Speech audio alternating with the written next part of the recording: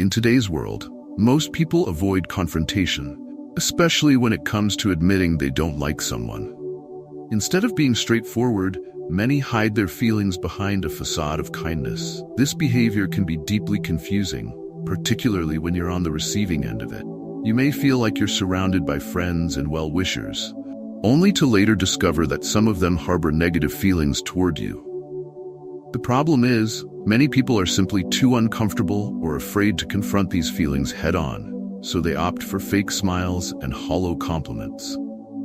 This can leave you wondering where you stand with certain people, second-guessing their true intentions. Rather than risk being labeled as rude or confrontational, they continue to engage in superficial pleasantries, never revealing how they truly feel about you. They might laugh at your jokes, compliment your achievements, and even make plans to hang out, all the while hiding their true emotions. This passive-aggressive behavior can be draining. It leaves you in a constant state of uncertainty, unsure whether you can trust the relationships you've built. For those who have experienced this, the impact can be profound. It leads to a sense of isolation, even when you're surrounded by people. You begin to question your own social intuition, wondering if you're imagining the disconnection. Worse, you might start to feel paranoid or overly sensitive, even though your instincts are probably right. People hiding their dislike for you is not uncommon, but it's damaging nonetheless. The truth is, many people simply don't have the emotional maturity to deal with their negative feelings in an honest way.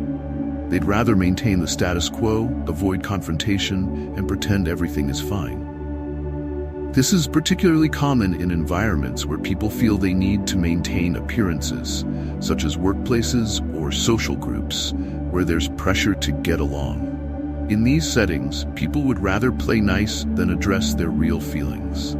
Unfortunately, when people pretend to like you, their true emotions often manifest in other, more subtle ways. Maybe they exclude you from conversations, throw in a backhanded compliment, or make passive-aggressive comments disguised as jokes. Over time, these small slights build up, leaving you feeling like an outsider. It's an uncomfortable position to be in because it's so difficult to confront someone about their insincerity. After all, what can you say when they seem to be smiling in your face? Ultimately, recognizing when someone is hiding behind fake kindness is crucial. Once you can spot the signs, you can protect your emotional well-being. If you suspect someone doesn't truly like you but is too afraid to admit it, it's often better to distance yourself rather than force the relationship. While not everyone will have the courage to be honest with you, that doesn't mean you have to tolerate their fakeness. Instead, surround yourself with people who are genuine and have your best interests at heart. Life is too short to waste on superficial connections. We've all been there. Someone cracks a joke at your expense, and although it seems harmless at first, there's something about it that doesn't sit right with you. They'll say things like, "I'm just messing with you," or "Can't you take a joke?" But deep down, you know those jokes are more than just lighthearted fun. They often target your quirks, imperfections, or even your insecurities. And while you may try to laugh it off, these so-called jokes have a way of chipping away at your self-esteem over time. People who joke about your flaws are often testing your boundaries. They want to see how much disrespect you'll tolerate. It's a subtle form of manipulation because they know they can hide behind humor. If you react or push back, they can easily deflect by saying you're being too sensitive or that you can't take a joke. But make no mistake, these aren't innocent jests. They're calculated digs meant to undermine your confidence. And the fact that they come wrapped in humor makes them all the more insidious. I remember a time when I had a friend who always seemed to find something to joke about when it came to me. Whether it was my appearance, my hobbies, or even the way I spoke, they always had a quip ready. At first, I didn't think much of it. I believed we were just having fun. But after a while, I noticed that these jokes were never about my strengths or accomplishments. They always zeroed in on my weaknesses, or what they perceived as weaknesses. It started to wear on me. I began to wonder if there was some truth in their words, and if I was, in fact, the problem. It wasn't until much later that I realized what was happening. This person wasn't simply making jokes. They were trying to assert dominance in a passive-aggressive way. By constantly pointing out my flaws, they were keeping me in check, ensuring that I wouldn't feel too confident or outshine them in any way. They were subtly telling me that I was beneath them. This is a common dynamic in many relationships, whether it's between friends, co-workers, or even family members. The sad reality is that many of us have been conditioned to believe that we should just take a joke. We're told that being able to laugh at ourselves is a sign of maturity, and while that's true to an extent, there's a difference between healthy humor and disrespect disguised as humor. True friends don't need to constantly point out your flaws to feel better about themselves. Instead, they lift you up, celebrate your strengths, and help you work through your weaknesses in a supportive, respectful way. So the next time someone makes a joke at your expense, take a moment to reflect. Are they truly just joking, or is there something more going on? If you feel that the joke crosses a line, don't be afraid to stand up for yourself. It might make things uncomfortable, but it's far better to set boundaries than to allow someone to chip away at your self-worth. Life is too short to let anyone, even in jest, make you feel small. Backhanded compliments are one of the most sneaky and toxic ways that people show their dislike for you without being outright rude. These compliments, which are often laced with hidden insults, leave you feeling worse about yourself rather than uplifted. On the surface, they might seem like praise, but the sting they carry is undeniable. They're the kind of comments that make you pause and wonder if the person is truly complimenting you, or if they're subtly trying to tear you down. Imagine working on a project for months, pouring your heart and soul into it. When you finally reveal it to others, one person says, "Wow, this is actually pretty good for someone like you." The compliment, which should have made you feel proud, instead leaves you feeling confused and hurt. That final part, "for someone like you," plants seeds of doubt in your mind. What does that even mean? Was I not supposed to be capable of doing something this well? Should I lower my expectations for myself because they clearly have? This type of compliment is designed to keep you in your place. It's a subtle way for people to assert their superiority over you while pretending to be kind. They're saying, "I see your effort, but you'll never quite measure up." These comments are a way to control your confidence, ensuring that you don't feel too good about yourself or rise too high. It's a power play, and one that's rooted in insecurity. People who give backhanded compliments are often insecure themselves. They see your potential, your strengths, and it makes them uncomfortable. So instead of encouraging you or celebrating your achievements, they give you praise with an undercurrent of insult. It's a way to assert dominance while keeping you from realizing your full potential. It's manipulative, and over time, it can erode your self-confidence if you let it. The danger of backhanded compliments lies in their subtlety. Because they're framed as praise, you might hesitate to call them out. After all, if someone is complimenting you, why would you push back? But this hesitation is exactly what the giver is counting on. They want to keep you off balance, unsure of whether you should feel grateful or offended.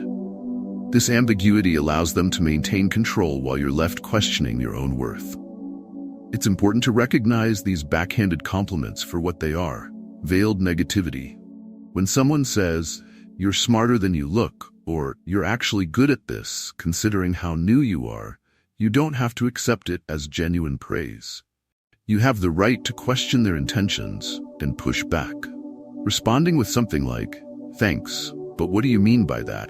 forces them to confront the hidden insult in their words. Ultimately, backhanded compliments are more about the giver than the receiver. They reflect the insecurities and fears of the person giving them. So, rather than internalizing these comments, it's important to see them for what they truly are: a projection of someone else's issues. Your worth isn't up for debate, and you don't need to accept anyone's veiled criticism disguised as praise.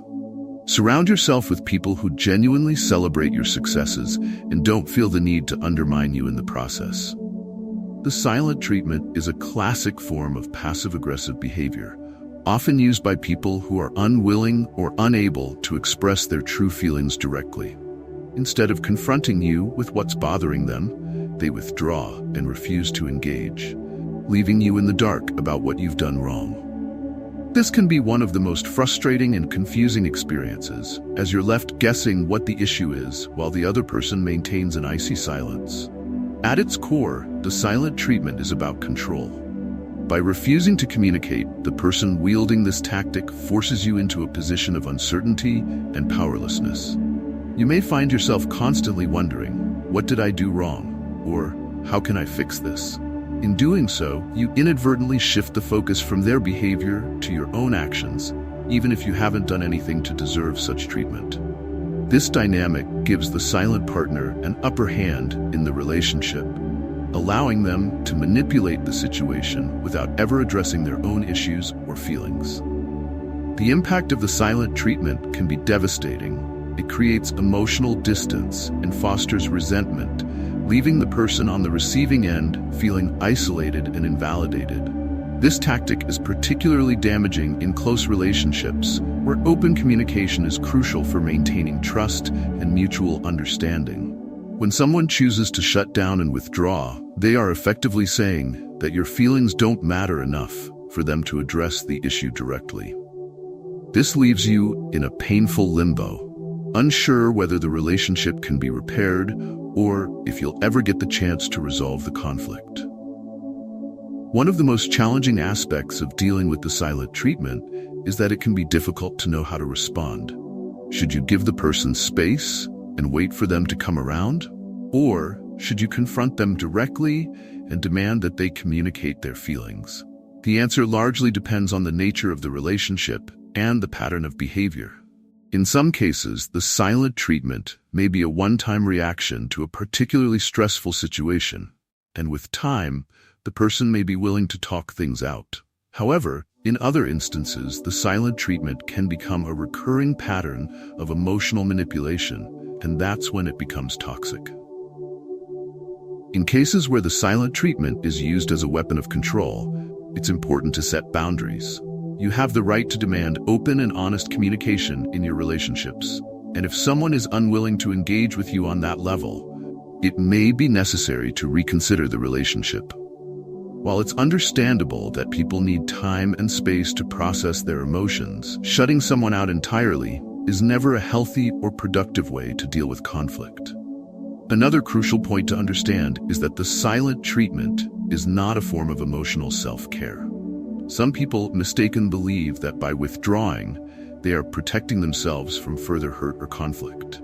However, true emotional self-care involves addressing issues head-on, communicating openly, and setting healthy boundaries.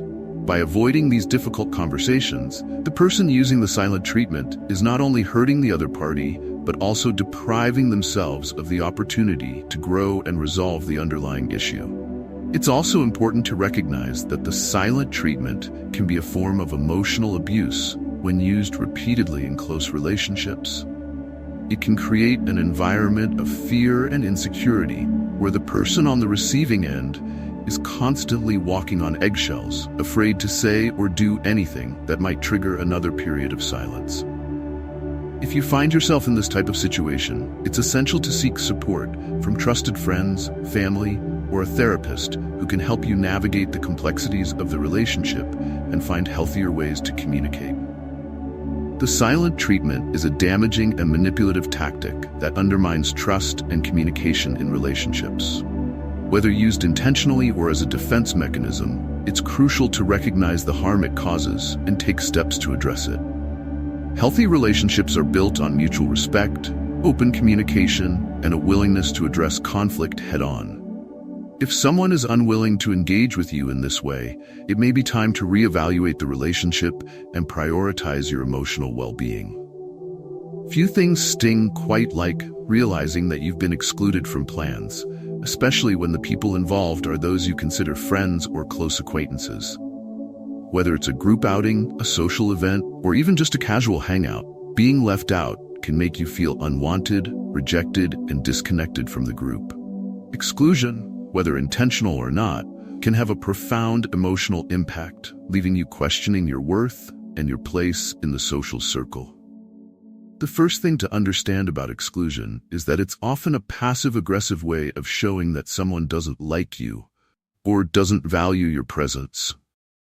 Instead of telling you directly that they don't want you around, they simply don't invite you. This can be particularly hurtful because it's a form of social rejection that isn't overt. You may only find out about the plans afterward, perhaps through social media posts or by overhearing a conversation. The feeling of being the odd one out, especially when you thought you were part of the group, can be incredibly painful. Exclusion can also be a form of indirect punishment. Perhaps you've had a disagreement with someone, or there's been tension in the group. Instead of addressing the issue directly, they might choose to exclude you as a way of getting back at you or asserting dominance. This is a common tactic in cliques or tightly knit groups where social dynamics can be complicated. By leaving you out, they are essentially saying, "You're not important enough to be part of this," which can damage your self-esteem and make you feel isolated. In some cases, exclusion might not be intentional, but that doesn't make it any less hurtful. People can be thoughtless or simply overlook inviting someone without realizing the impact it will have. However, repeated instances of being excluded can signal a deeper problem. It might indicate that the group doesn't truly value your presence or doesn't see you as an integral part of their social circle. If you find that this is happening frequently, it's worth considering whether these people are the kind of friends you want to invest in. Being excluded from plans can also bring up feelings of insecurity and self-doubt. You might wonder if there's something wrong with you, or if you've done something to deserve being left out. This is a natural reaction, but it's important to remind yourself that exclusion often says more about the group than it does about you. People exclude others for a variety of reasons, many of which have nothing to do with your worth or value as a person. Sometimes, it's simply a matter of group dynamics or people wanting to maintain a certain social hierarchy. If you find yourself consistently being excluded, it's important to take a step back and evaluate the situation. First, consider whether there's been any tension or misunderstanding between you and the group that might explain their behavior. If there has been, it might be worth addressing the issue directly with the individuals involved.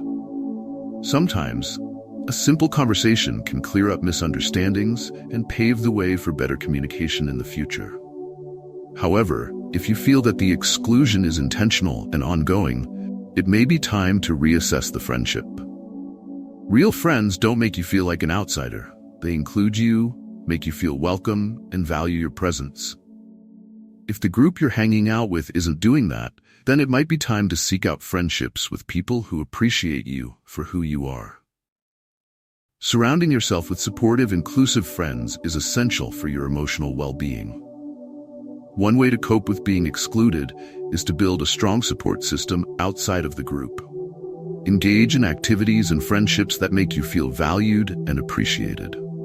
By focusing on relationships that are positive and fulfilling, you can counteract the negative emotions that come with exclusion. It's also important to practice self-compassion and remind yourself that being left out doesn't define your worth.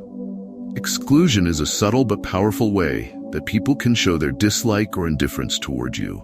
Whether it's intentional or not, it can leave lasting emotional scars and cause you to question your self-worth. However, by recognizing the signs of exclusion and taking steps to protect your emotional health, you can avoid falling into the trap of insecurity and self-doubt. Surround yourself with people who genuinely value your presence. And don't be afraid to walk away from relationships that leave you feeling excluded and unimportant. Life is too short to spend it with people who don't appreciate you. When it comes to relationships, whether they are friendships, romantic partnerships, or professional connections, one of the most challenging aspects is dealing with honesty. Confronting someone with the truth, especially when it involves ending or reassessing a relationship, can be fraught with anxiety and discomfort. Often, people opt for the easier path of making excuses rather than facing the hard truth, which can lead to prolonged misunderstandings and emotional investment in relationships that are no longer mutually beneficial. On both sides of this dynamic, there are significant lessons to be learned. I've found myself on both ends of this spectrum. There were times when I was hesitant to tell someone that I had outgrown the friendship because I didn't know how to articulate it without causing hurt feelings. It's a difficult conversation to have, one that requires a balance of empathy and honesty. On the other hand, being on the receiving end of such excuses taught me that it's better to be straightforward, even if the conversation is uncomfortable. This realization is a pivotal moment in personal growth. One specific instance stands out vividly in my mind. I had a friend who was perpetually busy. Despite my attempts to make plans and spend time together, they always seemed to have an excuse. It was only when I finally confronted them about their constant busyness that the truth became apparent. The conversation was undeniably awkward, filled with moments of discomfort and hesitation. However, it was crucial. It provided the clarity I needed to understand where I stood in their life and allowed me to move forward. The deep message here is that your time and energy are incredibly precious. If someone is repeatedly too busy to make room for you in their life, it's essential to reassess the value of that relationship. You deserve to be surrounded by people who are genuinely excited to see you and make an effort to include you in their lives, not just when it's convenient for them. This means that the relationship should be based on mutual appreciation and interest, rather than one party continually making excuses. People change, and so do relationships. Sometimes we cling to relationships out of habit, nostalgia, or fear of being alone, even when it's clear that the other person has moved on. There is immense strength in recognizing when it's time to let go. It's not about being needy or demanding, but about valuing yourself enough to walk away from those who do not reciprocate that value. This acknowledgement is crucial in maintaining a healthy and fulfilling social circle. In summary, confronting the truth in relationships is challenging but necessary. It's important to be honest, even if it means facing uncomfortable conversations. Your time and energy should be invested in relationships where you are genuinely valued and appreciated. Recognizing when a relationship no longer serves you and having the courage to move on is a significant step toward personal growth and emotional well-being. Physical contact is a fundamental aspect of human interaction that plays a crucial role in building trust, warmth, and connection. It's not just a feature of romantic relationships, but a basic element of all human interactions. When someone consistently avoids even the most casual forms of touch, it sends a clear signal of discomfort and disengagement that should not be ignored. I once worked with a colleague who seemed to recoil at every attempt of physical contact, whether it was a handshake or a friendly pat on the back. Initially, I thought I might be overreacting or misinterpreting their behavior. However, I soon noticed that this avoidance was not limited to me. They were warm and tactile with everyone else, but seemed to keep a deliberate distance from me. This selective avoidance was more than just a quirk. It was a clear indication of their effort to maintain distance. Physical contact, while sometimes considered a minor aspect of interaction, is deeply tied to how we express trust and empathy. When someone avoids physical contact with you, it's not just about a preference for personal space. It's about a reluctance to engage on a deeper level. This selective avoidance can be a red flag, indicating that the relationship isn't as strong or as genuine as one might hope. It's essential to understand that physical contact helps build intimacy and connection. When someone consistently avoids it, they are not merely avoiding touch. They are avoiding closeness, intimacy, and vulnerability. This can create a barrier that prevents the development of a deeper, more meaningful connection. Reflecting on this, I've learned the importance of paying attention to these subtle cues. There was a time when I ignored these signs, convincing myself that a person's reluctance to get close was simply part of their personality. However, upon deeper reflection, I realized that it was a reflection of the relationship's dynamics and our connection. Addressing the issue of physical contact directly can be challenging but necessary. It might lead to a deeper understanding of the relationship or reveal underlying issues that need to be addressed. Regardless of the outcome, confronting the truth is better than living in denial. Relationships should naturally include physical contact that feels comfortable and genuine. If someone consistently avoids these gestures, it's a sign that something may be amiss. and it's important to have those tough conversations. Physical contact is a key component of human interaction that helps build trust and connection. Avoidance of physical contact can be a sign of discomfort or a lack of engagement in the relationship. Paying attention to these cues and addressing them directly is crucial for maintaining healthy and meaningful connections. Crises often serve as a true test of the strength and authenticity of relationships. It's during these challenging times that you discover who your real friends are and who will be there for you when you need them most. When someone disappears or fails to provide support during your darkest hours, it's not just a sign of flakiness. It's a stark indication that they are not as invested in you as you might have believed. I experienced this firsthand during a particularly difficult period in my life. I was dealing with a major personal issue that shook me to my core. In my time of need, I reached out to people I considered close friends, expecting even a small gesture of support, a text, a call, or even a brief check-in. However, what I received was silence. The people who I thought would be there for me suddenly had every excuse in the book. I'm swamped at work, I'm just really busy right now, and I'll check in with you later. Spoiler alert, they never did. This experience was a painful revelation. Many people love to profess their unwavering support and loyalty, but when it comes down to the real test of their commitment, many are only around for the good times. They will celebrate with you, enjoy the highs, and share in your successes, but when things get tough, they often disappear. This is easier for them than confronting your pain or discomfort, as it requires them to be emotionally available and supportive. True support is not about convenience. It's about being present during the hard times, when it's uncomfortable and when it's the last thing you might want to do. Those who vanish when you need them most are not merely being inconsiderate. They are showing you exactly where you stand in their life. They are communicating without words that your problems are not worth their time or effort. This realization was a wake-up call for me. I had been there for others during their challenging times, breakups, family issues, career setbacks, only to find that they could not return the favor. It was a harsh lesson, but an important one. Not everyone who smiles in your face is genuinely in your corner. The deep message here is that support is a fundamental pillar of any meaningful relationship. It's easy to be around when everything is going well, but the true measure of a relationship is how people respond when things fall apart.